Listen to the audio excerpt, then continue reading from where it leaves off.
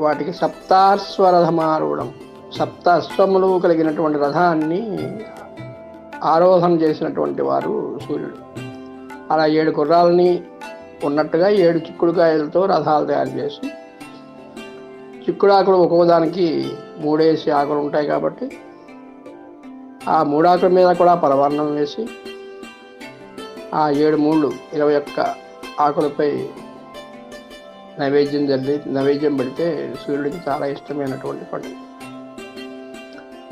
అలాగే ఉదయం స్నానం చేసేటప్పుడు జిల్లేడాకుని తివి పెట్టుకుని దానిపైన రేగుపండు పెట్టుకుని స్నానం చేస్తాం. దాంట్లో కూడా ఒక ప్రత్యేకత ఏంటంటే, జిల్లేడాకు అర్కపత్రం అంటే సూర్యునికి ఇష్టమైనటువంటి ఆకు. దానిపైన నారాయణుడు, బదరీ నారాయణుని యొక్క ఫలంగా భావించేటువంటి రేగు